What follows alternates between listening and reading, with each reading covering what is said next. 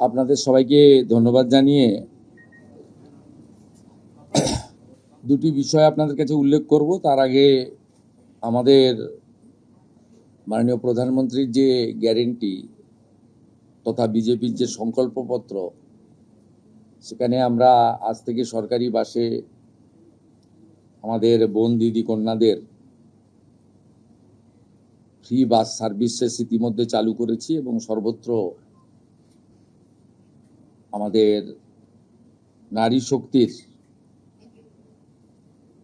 শুভেচ্ছা এবং শুভাশিস আমাদের এই সরকারের উপরে বর্ষিত হচ্ছে। অন্নপূর্ণা যোজনা নিয়েও কিছু বিভ্রান্তি, কিছু মিথ্যা প্রচার গত 2-3 দিন ধরে যারা চালিয়েছিলেন, এখন তারা নিজেরাই বিভিন্ন জায়গায় ফর্ম ফিল আপ করার জন্য এগিয়ে এসেছেন এবং জনগণও সহযোগিতা করছে। আমরা এর আগে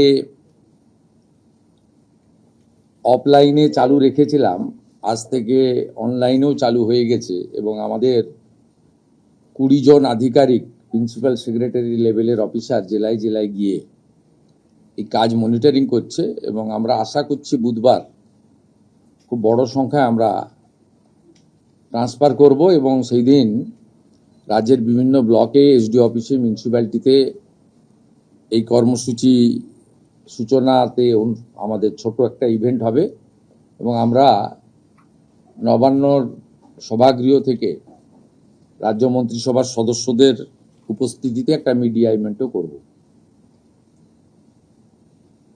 আমি এই সংক্রান্ত আপনাদের কাছে কেন আমরা বিস্তারিত তথ্য সংগ্রহ করছি, আমি এর আগে ওই রাকিবুল শেখের কথা বলেছিলাম। এই কেসে অনেক বড় পর্দা ফাঁস হয়েছে। বহরমপুর পিএস কেস নম্বর 843/2026, এখানে এখনো পর্যন্ত 22টা ফলস অ্যাকাউন্ট পাওয়া গেছে, যেখান থেকে মহিলারা নয় পুরুষরা লক্ষ্মীর ভান্ডারে টাকা নিচ্ছে এবং এটা অনেক বড় সংখ্যা হবে এবং যত এটা আরো আমরা তদন্তের গতি পুলিশকে বাড়াতে বলেছি। 22টা অ্যাকাউন্টের মধ্যে 1 account is linked to Rakibul Sheikh. 15টা অ্যাকাউন্ট পাওয়া গেছে মুস্তাফিজুর রহমান এবং তার স্ত্রী তুহিনা। এরা 15টা অ্যাকাউন্ট চালাচ্ছেন লক্ষ্মীর ভান্ডারে। 6টা অ্যাকাউন্ট পাওয়া গেছে তারিকুল রহমানের। যারা 12 পাতা, 16 পাতা, 18 পাতা করছেন, এই রিজেক্টেড, জনগণের দ্বারা রিজেক্টেড নেতা এবং তাদের দলের লোকেদের বলবো যে এই সংখ্যাটা কত হবে আমরা জানি না। অবৈধ অনুপ্রবেশকারীরা তো পাচ্ছেন, তার সাথে সাথে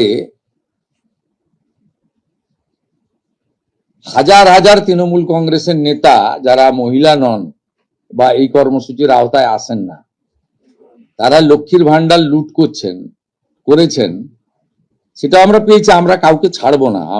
আমি ডিজিপি কে বলেছি সিট গঠন করতে এবং যেহেতু মানিটারি ডিফলকেশন আছে, মানি লন্ডারিং এও এদের কেসকে ট্রান্সফার করার জন্য আমরা ডাইরেকশন দিয়েছি। আমরা হিসাব করে দেখেছি এসআইআর এর নাম বাদ যাওয়া এবং এই রাকিবুল, মুস্তাফিজুর, তারিকুলরা মিলে অন্তত 30 লক্ষ ফলস লক্ষ্মীর ভান্ডারের টাকা তুলছেন।